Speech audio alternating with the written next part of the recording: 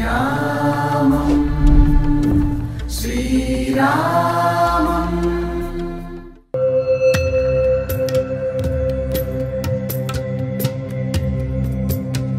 అయోధ్యాపురంలో కేవలం రామ మందిరం మాత్రమే కాదు, వేల సంఖ్యలో చిన్న పెద్ద మందిరాలు ఎన్నో ఉన్నాయి. అందులో ప్రధానంగా మనం చూడాల్సింది అయోధ్యకి 15 కిలోమీటర్ల దూరంలో కనిపిస్తుంది. కేవలం అయోధ్యలో మాత్రమే కాదు, చుట్టుపక్కల కూడా చూడాల్సినటువంటి ప్రదేశాలు చాలా ఉన్నాయి. అందుకోసమే మనం 15 కిలోమీటర్ల దూరం ప్రయాణించి ఇక్కడికి చేరుకున్నాము. ప్రస్తుతం ఇక్కడ నా వెనకాల కనిపిస్తోంది దశరథ మహారాజ్ సమాధి. క్షత్రియుడు అయినప్పటికీ కూడా ఎందుకు సమాధి చేశారు, ఎందుకని ఈ ప్రాంతానికి అత్యంత ప్రాముఖ్యత ఉంది, ఎందువల్ల మనం ఈ ప్లేస్ కూడా వచ్చి దర్శించుకోవాల్సినటువంటి అవసరం ఉంది, ఇవన్నీ మనం చూడబోతున్నాం. నాతో పాటుగా రండి. ఇక్కడ ప్రధాన పూజారి ఉన్నారు, పాండేజీ. ఆయనతో మాట్లాడదాం, మరిన్ని వివరాలు తెలుసుకుందాం.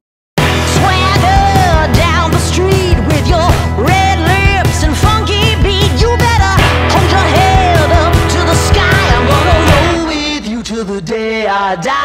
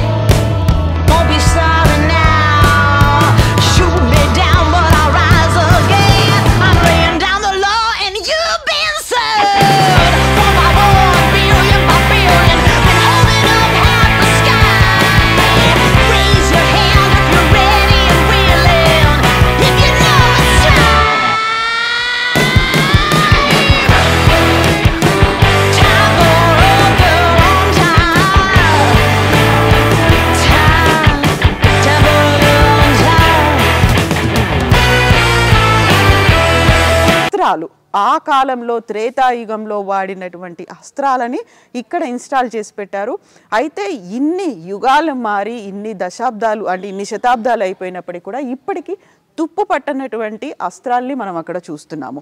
దీంతో పాటుగా వశిష్ఠ మహర్షికి సంబంధించినటువంటి పాదాలు కూడా ఉన్నాయి, పాదముద్రలు అనేవి ఉన్నాయి.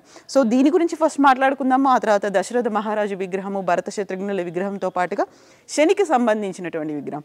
ఎందుకని ఇక్కడి దాకా వచ్చి ఇక్కడ దశరథ మహారాజు సమాధిని చూడాల్సిన అవసరం ఉంది. ఆ తర్వాత శనిదేవుడికి ఉన్నటువంటి ఇంకొక ప్రత్యేకత ఏంటి మనం మాట్లాడుకుందాం. మనతో పాటుగా ఉన్నారు పాండే గారు. So पांडे जी नमस्कार, जय श्री राम. जय श्री राम. जय श्री राम. जय श्री राम. हम लोग बात कर रहे थे दशरथ महाराज जी का समाधि के बारे में. तो हमने कभी नहीं सुने कि क्षत्रिय होने के बाद समाधि रूप में हम क्यों दर्शन कर रहे हैं यहाँ पर. जय श्री राम. सबसे पहले हम आपको यह बताएंगे कि हमारे अयोध्या की जो शास्त्रीय सीमा है लगभग 84 कोस में फैली हुई है. और स्कंद पुराण के अनुसार हमारे अयोध्या जो मूल है वो एक मत्स्य आकार में है. जो सबसे बड़ा कारण यह है कि जितने श्रद्धालु बाहर से आने वाले हैं, भक्तगण आते हैं, उन्हें केवल इतना ही पता है अयोध्या में राम जन्मभूमि, हनुमानगढ़ी, कनक भवन, दशरथ महल, सरजू स्नान, नागेश्वर नाथ इत्यादि दर्शन करने के बाद ही वापस चले जाते हैं. यहाँ तक नहीं आते. यहाँ की बात क्या, जितने और भी पौराणिक तीर्थ स्थल है वहाँ दर्शन नहीं पहुँच पाते हो. तो हम आपको सबसे पहले यह बताएंगे कि जो हमारी मूल अयोध्या है वो एक मत्स्य आकार में है, जो मछली के आकार की है. किसी मछली को पूरब पश्चिम दिशा में रख दिया जाए तो मछली का जो मुख वाला हिस्सा है वो है गुप्तार घाट। वो भी एक हरी है गुप्त हरी, जहाँ से श्री राम जी परम धाम को गए। हृदय क्षेत्र आज अयोध्या शहर में भी जितने पौराणिक तीर्थ स्थल हैं वो हृदय क्षेत्र है। जहाँ इस समय हम सब खड़े हैं, जहाँ पे महाराज दशरथ जी का दाह संस्कार किया गया, ये पूछ वाला हिस्सा है। ओके। दोनों पर होते हैं, एक नंदीग्राम भरत कुंड जहाँ पे भरत जी ने तपस्या किया था, दूसरा मख भूमि जहाँ पे महाराज दशरथ जी ने पुत्र प्राप्ति के लिए यज्ञ किया था, जिसे मखौड़ा धाम कहते हैं। यह हमारी मूल अयोध्या जो शास्त्रीय सीमा एक मत्स्य आकार में है। अब बात आती है कि महाराज दशरथ जी का दाह संस्कार यहाँ पर क्यों किया गया। ఇక్కడ అయోధ్యకి సంబంధించి చూసుకుంటే ఓవరాల్ గా స్ట్రక్చర్ అనేది ఎలా కనిపిస్తుంది అంటే ఒక మత్స్యాకారంలో కనిపిస్తుంది, ఒక చేప రూపంలో కనిపిస్తుంది. చేపకి ఒక ఫేస్ అనేది ఒక ముఖం రూపంలో ఉండేది గుప్తార్ ఘాట్. ఆ గుప్తార్ ఘాట్ లోనే అక్కడ మహాసమాధి చెందడానికి ముందు అంటే జల సమాధి చెందడానికి ముందు రాముడు లక్ష్మణుడు సమేతంగా ఉన్నటువంటి అయోధ్య పరివారం అంతా అక్కడికి చేరుకున్నారు. అక్కడ పూజల తర్వాత సరయూ నదిలోనే జల సమాధి అయ్యారు. అది ముఖం రూపంలో ఉంటుంది. ఇక మధ్యలో ఏదైతే ఒక హృదయ భాగం అని అంటామో అది అయోధ్య రామ మందిరం దగ్గర ఉంది. అండ్ మనం ఇక్కడ ఉన్నటువంటి ఈ ప్రాంతం ఒక చేపకి సంబంధించి చివరి ఒక తోక ఆకారం లాగా కనిపిస్తుంది. ఏదైతే ఎండ్ పార్ట్ అనేది కనిపిస్తుందో ఆ ఎండ్ పార్ట్లో మనం ఇక్కడ ఉన్నాము. సో ఇక దీనికి సంబంధించి ఓవరాల్గా అయితే ఎందుకని సమాధి చేయాల్సి వచ్చింది? पांडे जी बोलिए आप क्यों समाधि की? ये महाराज दशरथ का दाह संस्कार यहाँ क्यों किया गया? इसका कारण यह था कि जिस समय महाराज दशरथ जी का शरीर छूटा है उसमें राम जी लक्ष्मण जी के साथ माता सीता जी वनवास से चली गई थी। भरत और शत्रुघ्न जी थे, लेकिन उस समय वो भी ननिहाल में थे। वशिष्ठ जी के द्वारा दूत भेज के उन्हें बुलाया गया, लेकिन ये सूचना नहीं दी गई कि महाराज जी अब नहीं रहे। अति शीघ्र हमें ऐसी सूचना दी गई। भरत और शत्रुघ्न जी अयोध्या पहुंचते हैं, तो यहाँ आने के बाद सारा वृत्तांत सुनते हैं। तो भरत जी कहते हैं कि हमारे पिताजी का अंतिम संस्कार ऐसे स्थान पर किया जाए जहाँ किसी अन्य का दाह संस्कार ना किया गया हो। हाँ। तो वशिष्ठ जी के नेतृत्व में, गुरु वशिष्ठ जी के नेतृत्व में जितने आचार्य विद्वान शोधकर्ता इस कार्य में लग गए कि वह सबसे पवित्र भूमि कौन सी है जहाँ पे महाराज दशरथ जी का दाह संस्कार किया जा सके। क्योंकि ये तो पता नहीं था कि बिल्वहरी घाट पर ही महाराज का दाह संस्कार कर दिया जाए। इसे बिल्वहरी घाट बोलते हैं। हाँ, तो शुद्ध दाह संस्कार के लिए शोध करने में समय लगा। उस समय तक शरीर को सुरक्षित रखने के लिए ऐसा बताया जाता है कि पूरे नौका में सरसों का तेल डाल के महाराज जी का शरीर उसमें रखा गया, जिससे शरीर सुरक्षित रहे। कितने दिन तक? इसका कोई वर्णन नहीं है, रखा गया। उसके बाद जितने आचार्य विद्वान शोधकर्ता इस कार्य में लग गए कि वह सबसे पवित्र भूमि कौन सी है जहाँ पे किसी का अंत्येष्टि ना हुआ हो, अंतिम संस्कार ही ना हुआ हो, ऐसी जगह का शोध करना था।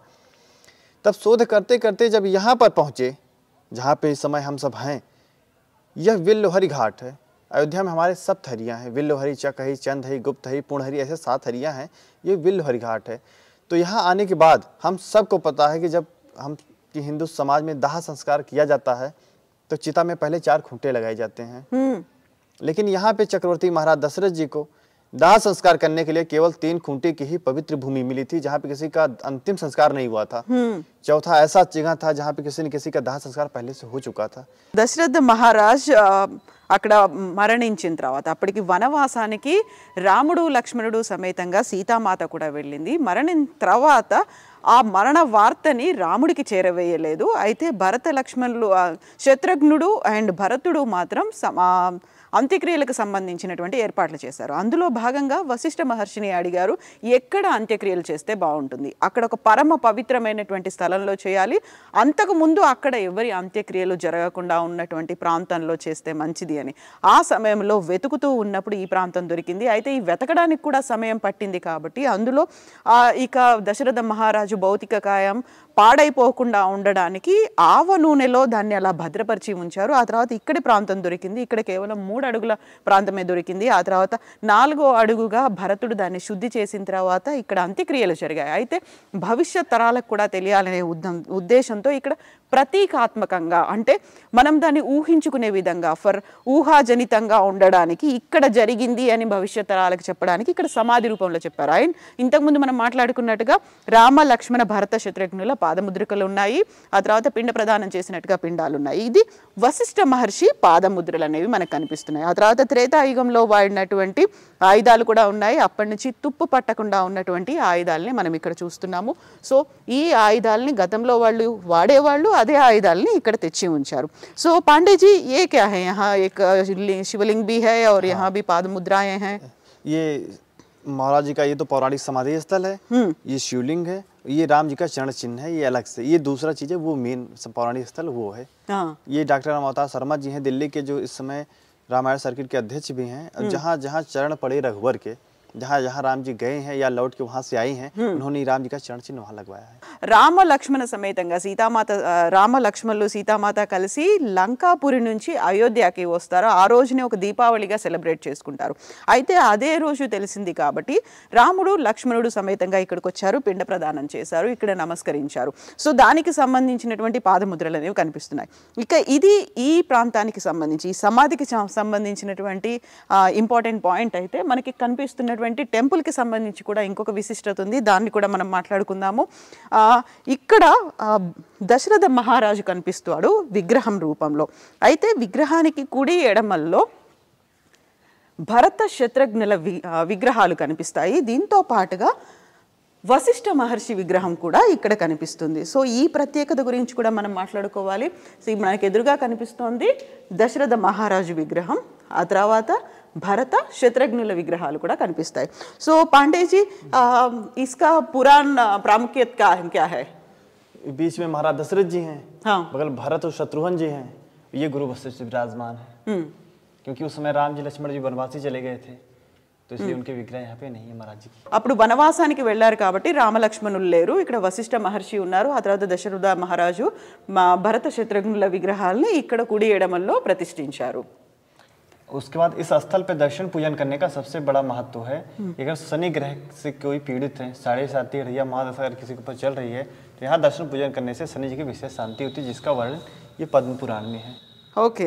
సో ఇక్కడ ప్రత్యేకంగా ఈ సమాధి దర్శనం తర్వాత దశరథ మహారాజును పూజించిన తర్వాత ఇక్కడ కనిపించేటువంటి శని విగ్రహం కూడా ఉంటుంది. శని విగ్రహానికి సంబంధించి ఎందుకు పూజ చేయాలి, విశిష్టతలు ఏమున్నాయని తెలియజేయడానికి పద్మపురాణం ఉంది. పద్మపురాణంలో ఇక్కడ ప్రత్యేకంగా ఉన్నటువంటి మహారాజ్ दशरथ का शनि को संतुष्ट करके लोक का कल्याण करना. సో మహారాజు దశరథ మహారాజు శనిని సంతృప్తి పరిచి లోక కళ్యాణం కోసం ఏం చేశాడు అనేటువంటి గాథ ఉంది. అది వివరించడానికి మనకు దీని పక్కనే శని విగ్రహం కూడా కనిపిస్తుంది. उसके बाद अगर इस स्तोत्र का पाठ नमः कृष्णाय नीलाय सिद्धगंठिनी भाई जा से लेके प्रसादम कुर्मे रेवु बरारो हम पागता, अगर इसका पाठ किया जाता है तो शनि जी उसके सदा अनुकूल रहते हैं. సో ఈ పద్మపురాణంలో వివరించినట్టుగా ఇక్కడ శనికి సంబంధించి ఒక శ్లోకం అనేది ఉంది. ఈ శ్లోకాన్ని మనమే స్వయంగా చదువుకుంటే, ఎలా అయితే విష్ణు సహస్రనామాలు లేకుంటే హనుమాన్ చాలీసా, రామచరితమానస్ ఇలాంటివన్నీ మనం చదువుకుంటామో, అలా మనం దీన్ని కనుక చదువుకున్నట్టయితే శని ప్రభావం తొలగిపోతుంది, శని సంతుష్టం చెందుతారు అనేది పద్మపురాణంలో వివరించారు. సో దీంతో పాటుగా మనం పక్కనే ఉన్నటువంటి శని విగ్రహాన్ని మనం చూడబోతున్నాము. శనికి సంబంధించి ప్రత్యేకతలు ఏంటి అనేది మనం పాండేజీని అడిగి తెలుసుకుందాము. సో ఇక్కడ మనం శని విగ్రహాన్ని మనం చూస్తున్నాము. శని విగ్రహం ఎక్కడ చూసినప్పటికీ కూడా కళ్ళు ఓపెన్ కనిపిస్తాయి. ఆ విగ్రహానికి సంబంధించి, శని గ్రహానికి సంబంధించి కళ్ళు ఓపెన్ ఉంటాయి. బట్ ఇక్కడ మాత్రం శని విగ్రహం అదో దృష్టితో కనిపిస్తుంది, అంటే కళ్ళు మూసుకున్నట్టుగా కనిపిస్తుంది, అంటే కిందికి చూస్తున్నట్టుగానే కనిపిస్తుంది. అంటే మిగతా చోట ఉన్నటువంటి ఏదైనా శని దోషాలు కానీ ఇలాంటివి ఏమైనా ఉంటే అక్కడ డైరెక్ట్గా పూజించాలి, లేకపోతే దానికి సంబంధించినటువంటి ఇతర కార్యక్రమాలు చేయాలి. బట్ ఇక్కడ మాత్రం ప్రభావం ఉండదు. ఎట్ ద సేమ్ టైం మనకి కావలసినటువంటి శని అనుగ్రహంగా ఉంటుంది అనేది ఈ విగ్రహం యొక్క ప్రత్యేకత. तो आप बता दीजिए पांडे जी. इस स्थल पे सबसे बड़ा महत्व है कि यहाँ दर्शन पूजन करने के बाद अगर कर लिया जाता है तो शनि जी के ऐसा आशीर्वाद है कि पद्म पुराण के अनुसार शनि की विशेष कृपा होती है. ये ऐसी विग्रह है महाराज जी की, ऐसी मान्यता है कि शनि जी की अगर कहीं प्रतिमा हो तो सामने से प्रणाम नहीं करना चाहिए, क्योंकि दृष्टि दोष होता है. ये आप देख सकते हैं इसमें, ये पहली ऐसी विग्रह है महाराज जी की जिनमें दृष्टि महाराज जी की पूर्णतः बंद है, जिसे अधो दृष्टि प्रतिमा कही जाती है. ऐसी वर्णन जो है पद्म पुराण में ऐसा महाराज जी के स्वरूप का वर्णन है. तो यहाँ का सबसे बड़ा प्रभाव है कि इस स्थल पे दशरथ जी के स्थल पे चक्रवर्ती महाराज दशरथ जी के स्थल पे प्रणाम करने के बाद अगर दशरथ कृष्ण स्तोत्र नमः कृष्णाय नीलाय सिद्धगंठिनी भाई चा नमः कालाग्नि रूपाय कृंता चावै नमः, इसका पाठ करके अगर अधोदृष्टि प्रतिमा शनि जी के दर्शन किया जाता है तो फिर उसका बहुत बड़ा दर्शन लाभ है। సో ఇలాంటి విగ్రహం అదో దృష్టితో ఉన్నటువంటి శని ప్రతిమ ఇంకెక్కడా కనిపించదు ఏ నవగ్రహాల దగ్గర కానీ, ఇంక్లూడింగ్ శనికి సంబంధించినటువంటి దేవాలయాలు ఎక్కడా కూడా కనిపించదు ఈ అదో దృష్టితో. ఒకవేళ అలాంటి డైరెక్ట్ దృష్టి ఉంటే శని కళ్ళలో కళ్ళు పెట్టి చూసినట్టుగా ఉంటుంది, దాంతో ఎఫెక్ట్ పడుతుంది అనే చెప్తున్నారు. ఇలాంటి దగ్గర ఇప్పుడు మనం ప్రస్తుతం ఉన్నటువంటి ఈ ప్రాంతంలో ఉన్నటువంటి శని ప్రతిమకి అయితే అదో దృష్టి ఉంటుంది కాబట్టి ఎఫెక్ట్ ఉండదు. ఎట్ ద సేమ్ టైం పవర్ఫుల్గా అంటే పాజిటివ్ ఎనర్జీ కూడా ఉంటుంది అని చెప్తున్నారు పాండే గారు. సో అది ఇప్పుడు ప్రస్తుతం ఉన్నటువంటి దశరథ మహారాజు సమాధితో పాటుగా దశరథ మహారాజు విగ్రహము అండ్ శనికి సంబంధించినటువంటి ఇక్కడ ఉన్నటువంటి విగ్రహ ప్రత్యేకత. అయితే ఇక్కడి దాకా అసలు ఎవరు దర్శనం కోసం రావట్లేదు. ఈ సమాధికి సంబంధించి అలాగే శని విగ్రహానికి సంబంధించి దర్శనీయ స్థలంగా ఎందుకని ఇప్పటికీ ఇంత ప్రాచుర్యం పొందలేదు? पांडे जी आप बता दीजिए यहाँ तक भक्त जन क्यों नहीं आ रहे हैं? दर्शन करके जा रहे हैं, वहाँ बसे हुए कुछ और मंदिर का दर्शन करके जा रहे हैं, इतना दूर क्यों नहीं आ रहे? सबसे बड़ा कारण उसका ये है कि सबको जानकारी का अभाव है, सबको जानकारी नहीं है। और उसके बाद कुछ भक्त ऐसे भी कहते हैं आने जाने के लिए व्यवस्थाएं नहीं है, रास्ता सुलभ नहीं है। लेकिन अब जब से प्रधानमंत्री नरेंद्र मोदी जी, योगी जी के नेतृत्व में अब हमारे जितने 84 कोस में जितने फैले हुए हमारी पौराणिक तीर्थ स्थल हैं, सबका सौंदर्यकरण जीर्णोद्धार का कार्य किया जा रहा है। और जहाँ तक दशरथ समाधि स्थल का कार्य है, यहाँ भी ऐसी बहुत परियोजनाएं हैं कि आने वाले समय पे यहाँ दुकानें, लाइट सुसज्जित होते हुए और 4 लेन रोड सीधे अयोध्या से यहाँ कनेक्ट किया जा रहा है, जिससे आने वाले श्रद्धालुओं को आसानी होगी पहुँचने में और దర్శన లాభ లే సకేంగే. తో అదే యాక్చువల్గా అయితే ఒక అవగాహన అనేది లేదు. ఇక్కడ దశరథ మహారాజ్ సమాధి ఉంది, అక్కడ దర్శనం చేసుకోవచ్చు, శని దేవుక విగ్రహం కూడా ఉంది, ఇది దర్శనం చేసుకోవచ్చు అనేటువంటి అవగాహన లేదు. దీంతో పాటుగా దూరం అనుకుంటున్నారు, కనెక్టివిటీ అనేది చాలా తక్కువ ఉంది అనుకుంటున్నారు. అయితే మేము ఇక్కడికి అయోధ్య నుంచి ఇక్కడికి రావడానికి బ్యాటరీ ఆటోలో ప్రయాణించి వచ్చాము. అయితే దీంతో పాటుగా ఇప్పుడు రామ్లల్లా విగ్రహ ప్రాణప్రతిష్ఠ కోసం జరుగుతున్నటువంటి అభివృద్ధి కార్యక్రమాల్లో భాగంగా ఈ 15 కిలోమీటర్ల దూరంలో కూడా 4 లేన్ దారిని ఏర్పాటు చేస్తున్నారు. సో అది ఈజీ అండ్ ఫ్లెక్సిబిలిటీ ఉండేలా ఉంటుంది. ఓవరాల్గా అయితే అవగాహన కల్పించాల్సిన అవసరం ఉంది అండ్ రీచ్ అనేది కూడా పెరగాల్సినటువంటి అవసరం ఉంది. ఆ చుట్టుపక్కల ఉన్నటువంటి ప్రాంతాలు ఏదైతే పర్యాటక ప్రాంతాలే కాదు, అక్కడ ఉన్నటువంటి విశిష్టత ప్రాముఖ్యత ఉన్నటువంటి మందిరాల దర్శనం కూడా జరగాల్సినటువంటి అవసరం ఉంది. అందులో భాగంగానే ఇప్పుడు 15 కిలోమీటర్లు ప్రయాణించి వచ్చాము మేము. ఇక్కడ ఉన్నటువంటి ఇంపార్టెన్స్ ప్రయారిటీస్ గురించి మేము వివరిస్తున్నాం. శ్రీరామం